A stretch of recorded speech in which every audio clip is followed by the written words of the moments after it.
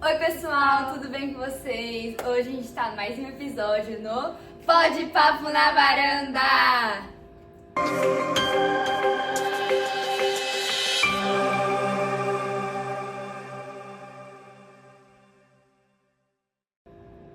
Bom, hoje eu, Sofia, E eu, Amanda. a gente vai falar um pouquinho sobre o livro O Alto da Barca do Inferno, de autoria de Gil Vicente. Para isso, a gente trouxe uma convidada muito especial, a Stephanie Moura. Oi pessoal, primeiramente meninas, muito obrigada por esse convite. Vai ser uma honra falar dessa obra, desse autor incrível com vocês.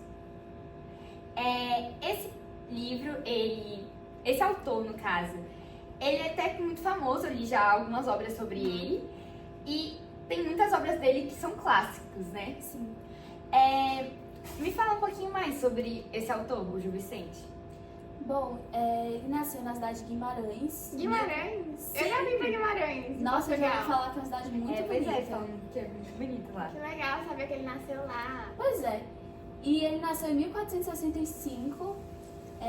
A gente sabe que ele foi um dramaturgo, um poeta muito incrível, que é considerado até hoje o pai do teatro português. E também na época dele, no país de origem, né, Portugal, ele foi considerado o pai, uma das figuras mais importantes, né, do humanismo literário. E ele se formou na Universidade de Salamanca, que é uma... Tem o Francisco da Vitória, né, que é considerado o pai. Sim, do isso direito que eu ia internacional. falar. É uma universidade que formou muitas figuras importantes e é mundialmente conhecida. E um fato curioso também é que em 1511, não sei se vocês já sabiam, mas é muito legal, ele foi nomeado a vassalo do rei Manuel I. Sério? Sim, e ele já tinha sido apresentado para a família dele uns anos antes. E eu achei isso muito legal, queria trazer para vocês. As obras dele são muito conhecidas, né?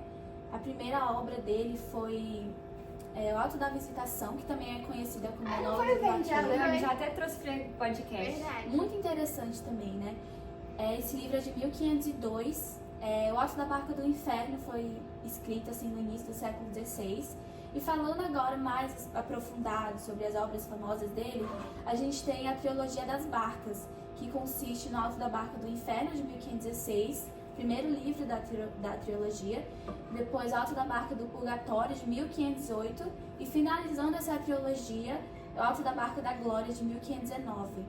E, como eu falei, né, teve o Monólogo do Vaqueiro, que também é o Alto da Visitação, e teve A Farsa de Inês Pereira. Não sei se vocês conhecem, que é um livro muito legal, muito interessante Eu conheço. também. Gente, se vocês puderem, conheçam, leiam sobre mais obras sobre esse autor.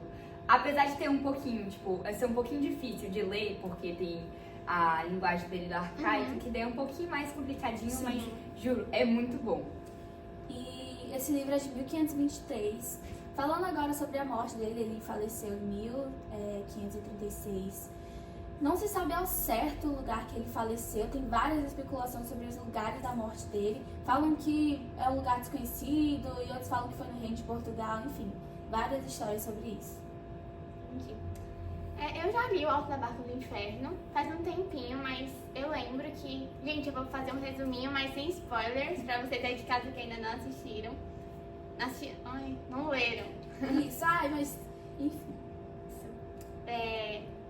Bom, eu lembro que o livro retrata o momento do purgatório, né? Sim. Após a morte, em que os personagens, eles possuem dois destinos, duas opções.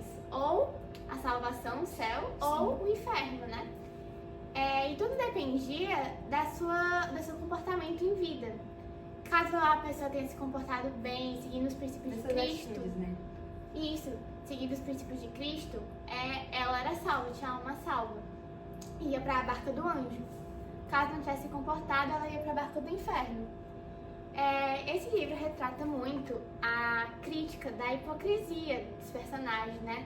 Que é algo presente até os dias de hoje. Né, que ainda assim é uma coisa que a gente ainda retrata, né, nos dias de Isso, hoje. e é um livro de 1516, 16. ainda Muito Pois mais e antigo. ainda assim tem coisas, assuntos sobre hoje em dia. Eu acho que o que faz as pessoas se interessarem por esse livro até hoje é justamente essas críticas que aparecem nesse livro, mesmo sendo muito complicado de ler e demorado, né? Uhum. Pois é, então, continuando, era que não eram os status sociais das pessoas que destinavam, né, ou faziam o destino delas, e sim as atitudes, né, as intenções dela em vida. Um bom exemplo é o próprio Frade. Vocês sabem, lembram do Frade? Aham, eu lembro. Personagem? Pois é, o Frade, ele era membro do clero religioso e pensava que a sua alma estava salva por ser, ter esse papel tão importante. Isso. Só que Uma coisa que eu acho muito interessante é que o Gil Vicente, ele consegue retratar de forma, tipo, irônica e criticar. Porque, apesar de hoje em dia a gente poder ter liberdade e tudo mais de falar as coisas, naquela época você criticar um membro do clero era um ato bem ousado, né? bem ousado. Mas, apesar disso, esse personagem que a Amanda falou agora, ele era do membro do clero religioso, só que ele, tipo, mostrava, ele era, tipo, um símbolo de como as atitudes das pessoas, tipo, geralmente, querem status, mas que são hipócritas, né? Tipo, porque ele falava que ele seguia uma vida religiosa, uma vida cristã. Abaixo dos princípios Exatamente, de Deus. abaixo Só que não era nada disso, ele Pois cometia é. vários pecados, roubava. Inclusive, quando ele chega no purgatório, ele até é encontrado com uma mulher, né? Que Ele chega com a mulher, e aí na conversa ali com o anjo, ele fala, ué, mas as Oxi. minhas horas que eu orei, meus momentos na missa, O não que serviu de mostra, nada. tipo, um pouquinho sobre que eles faziam muito de não tipo, servir a Deus porque eu quero servir, não com o intuito disso, mas sim, tipo, pra conseguir o Status social. status social Isso. e a conseguir a salvação, né? Sim. A gente percebe durante o livro que ele se comportava de forma muito contraditória, como você disse, né? E que ele usava a posição social dele para benefício próprio, algo que era muito comum naquela época, porque muitos membros do clero entravam na igreja para, enfim, ensinar os princípios de Deus, não por prazer, mas sim para ter status sociais. Sem essa atitude pra isso, né? Pra Isso, servir pra a Deus. de fato. E ele tentava se mostrar uma pessoa muito virtuosa, muito sábia, pelas falas dele, só que as atitudes mostravam o contrário, né?